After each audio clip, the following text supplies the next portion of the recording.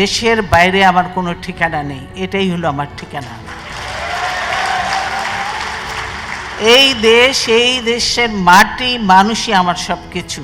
গত ৩০ ডিসেম্বর বাংলাদেশের রাজনৈতিক ইতিহাসের দীর্ঘ ও ঘটনাবহুল এক অধ্যায়ের ইতি ঘটে সাবেক প্রধানমন্ত্রী ও বিএনপি চেয়ারপারসন বেগম খালেদা জিয়ার ইন্তেকালের মধ্য দিয়ে। তার অসুস্থতার সময় যে প্রশ্নটি ঘুরে ফিরে এসেছে, মৃত্যুর পরে তার রেশ জনমনে তৈরি করে তীক্ষ্ণ অস্বস্তি। ৩বারের নির্বাচিত এই প্রধানমন্ত্রী কি কেবল বয়স ও অসুস্থতার পরিণতিতেই বিদায় নিয়েছে, নাকি এই মৃত্যুর নেপথ্যে লুকিয়েছিল আরো গভীর, আরো সুপরিকল্পিত কোনো অদৃশ্য নীল নকশা?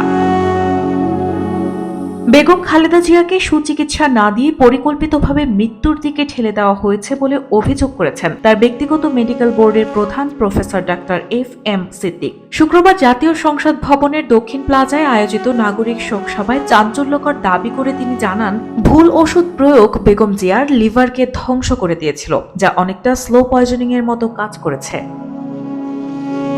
ডাক্তার FM সিদ্দিক বলেন, বেগম খালেদা জিয়া রিউমাটয়েড আর্থ্রাইটিস এবং ফ্যাটি লিভার সমস্যায় ভুগছিলেন। তৎকালীন সরকারি মেডিকেল বোর্ড তাকে নিয়মিত মিথোট্রেক্সেট নামক ট্যাবলেট দিচ্ছিল। চিকিৎসা বিজ্ঞানের নিয়ম অনুযায়ী ওই ঔষধ সেবন করলে নিয়মিত লিভার ফাংশন টেস্ট করতে হয়। কিন্তু বেগম খালেদা জিয়ার লিভারের অবস্থা ক্রমাগত খারাপ হতে থাকলেও তাকে ন্যূনতম আল্ট্রাসোনোগ্রাফিও করতে দেওয়া হয়নি।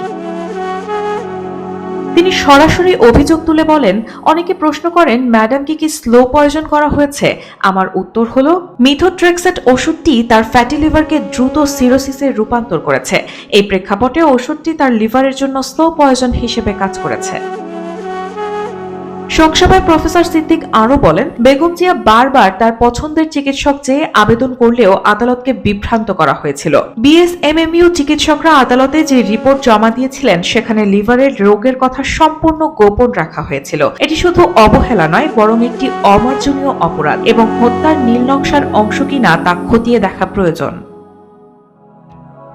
ঘটনার সুষ্ঠু তদন্তে তিনি সরকারের কাছে 3টি সুনির্দিষ্ট দাবি পেশ করেন। তৎকালীন সরকারি মেডিকেল বোর্ডে থাকা ব্যক্তিদের রাজনৈতিক সংযোগ ও যোগ্যতা খতিয়ে দেখা, চিকিৎসাকালীন দায়িত্বরত ডাক্তারদের গাফিলতি খতিয়ে দেখা এবং কেন ও কারা বেগম জিয়ার ব্যক্তিগত চিকিৎসকদের বোর্ডে অন্তর্ভুক্ত করতে বাধা দিয়েছিল, সেই নেপথ্যে কারিগরদের চিহ্নিত করা।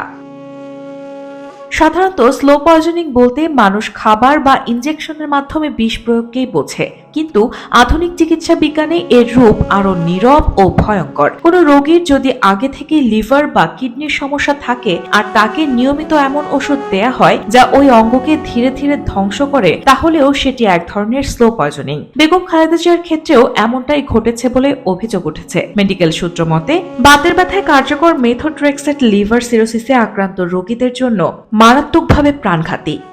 রায়হানা হক মুন, RTNN।